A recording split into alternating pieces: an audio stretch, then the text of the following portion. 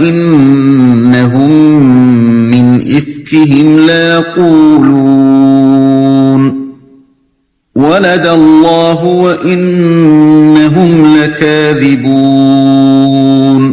خوب سن رکھو، دراصل یہ لوگ اپنی من گھڑت سے یہ بات کہتے ہیں کہ اللہ اولاد رکھتا ہے، اور فی الواقعی یہ جھوٹے ہیں۔ أصطفى البنات على البنين ما لكم كيف تحكمون۔ کیا اللہ نے بیٹوں کی بجائے بیٹیاں اپنے لیے پسند کر لیں؟ تمہیں کیا ہو گیا ہے؟ کیسے حکم لگا رہے ہو؟ افلا تذکرون ام لکم سلطان مبین فأتوا بکتابکم ان کنتم صادقین۔ کیا تمہیں ہوش نہیں آتا، یا پھر تمہارے پاس اپنی ان باتوں کے لیے کوئی صاف سند ہے؟ تو لاؤ اپنی وہ کتاب اگر تم سچے ہو۔ یعنی ملائکہ کو اللہ تعالیٰ کی بیٹیاں قرار دینے کے لیے دو ہی بنیادیں ہو سکتی ہیں، یا تو ایسی بات مشاہدے کی بنا پر کہی جا سکتی ہے، یا پھر اس طرح کا دعویٰ کرنے والے کے پاس کوئی کتاب الہی ہونی چاہیے جس میں اللہ تعالیٰ نے خود یہ فرمایا ہو کہ ملائکہ میری بیٹیاں ہیں۔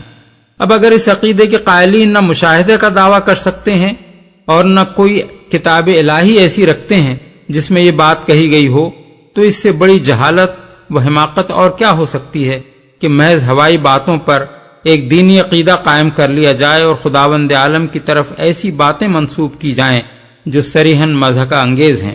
وَجَعَلُوا بَيْنَهُ وَبَيْنَ الْجِنَّةِ نَسَبًا وَلَقَدْ عَلِمَتِ الْجِنَّةُ إِنَّهُمْ لَمُحْضَرُونَ سُبْحَانَ اللَّهِ عَمَّا يَصِفُونَ إِلَّا عِبَادَ اللَّهِ الْمُخْلَصِينَ۔ انہوں نے اللہ اور ملائکہ کے درمیان نسب کا رشتہ بنا رکھا ہے، حالانکہ ملائکہ خوب جانتے ہیں کہ یہ لوگ مجرم کی حیثیت سے پیش ہونے والے ہیں، اور وہ کہتے ہیں کہ اللہ ان صفات سے پاک ہے جو اس کے خالص بندوں کے سوا دوسرے لوگ اس کی طرف منسوب کرتے ہیں۔ ملائکہ اصل میں ملائکہ کے بجائے الجنہ کا لفظ استعمال ہوا ہے، لیکن بعض اکابر مفسرین کا خیال ہے کہ یہاں جن کا لفظ اپنے لغوی مفہوم یعنی پوشیدہ مخلوق کے لحاظ سے ملائکہ کے لیے استعمال کیا گیا ہے، کیونکہ ملائکہ بھی اصلاً ایک پوشیدہ مخلوق ہی ہیں، اور بات کا مضمون اسی بات کا تقاضا کرتا ہے کہ یہاں الجنہ کے لفظ کو ملائکہ کے معنی میں لیا جائے۔ فَإِنَّكُمْ وَمَا تَعْبُدُونَ مَا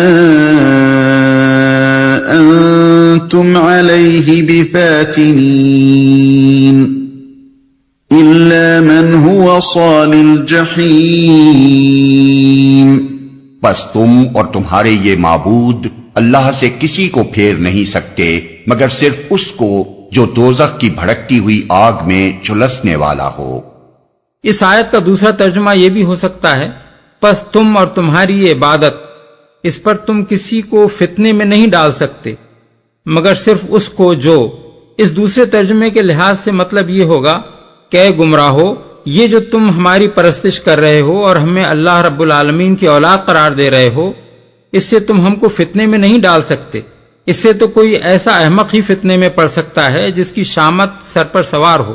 دوسرے الفاظ میں گویا فرشتے اپنے ان پرستاروں سے کہہ رہے ہیں کہ برد این دام بر مرغ دیگر نے وَمَا مِنَّا إِلَّا لَهُ مَقَامٌ مَعْلُومٌ وَإِنَّا لَنَحْنُ الصَّافُّونَ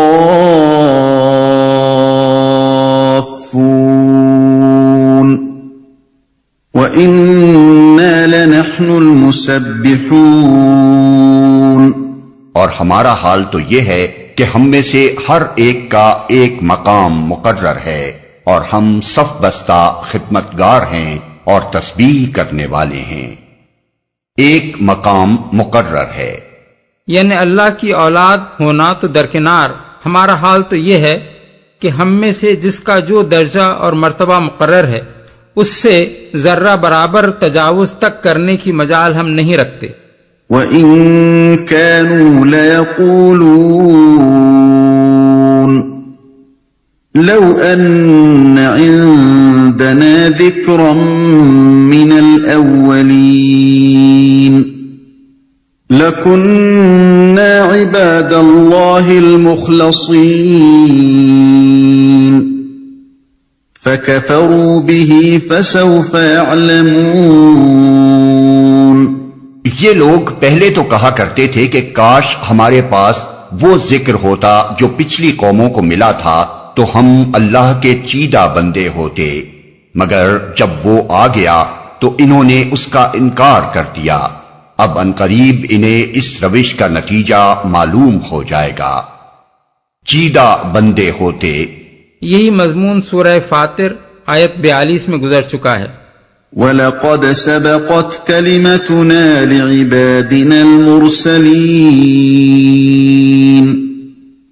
إِنَّهُمْ لَهُمُ الْمَنصُورُونَ وَإِنَّ جُندَنَا لَهُمُ الْغَالِبُونَ۔ اپنے بھیجے ہوئے بندوں سے ہم پہلے ہی وعدہ کر چکے ہیں کہ یقیناً ان کی مدد کی جائے گی اور ہمارا لشکر ہی غالب ہو کر رہے گا۔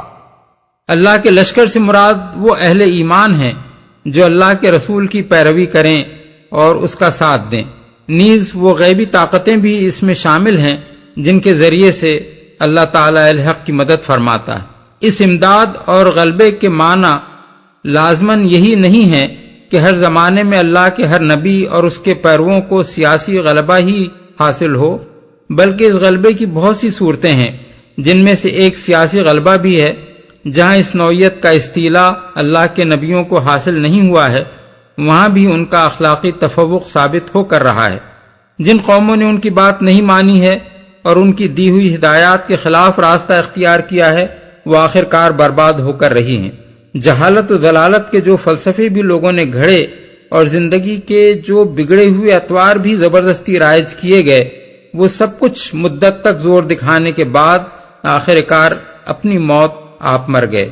مگر جن حقیقتوں کو ہزارہا برس سے اللہ کے نبی حقیقت و صداقت کی حیثیت سے پیش کرتے رہے ہیں، وہ پہلے بھی اٹل تھیں اور آج بھی اٹل ہیں، انہیں اپنی جگہ سے کوئی ہلا نہیں سکا ہے۔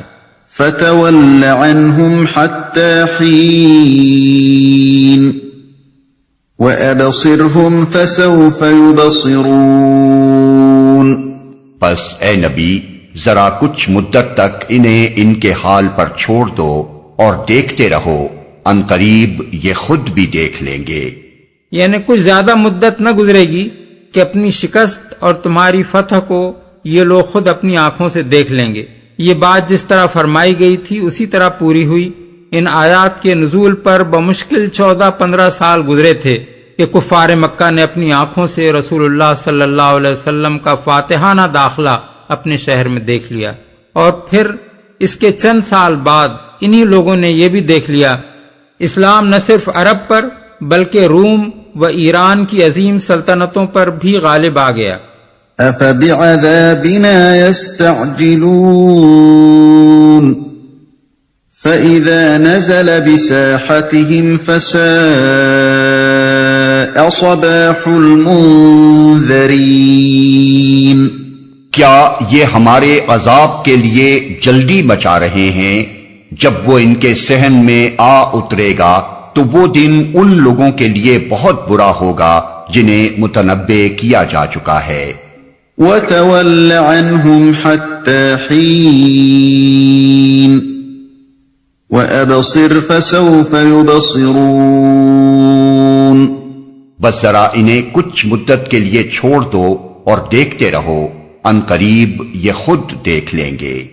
سبحان ربك رب العزة عما يصفون وسلام على المرسلين والحمد لله رب العالمين۔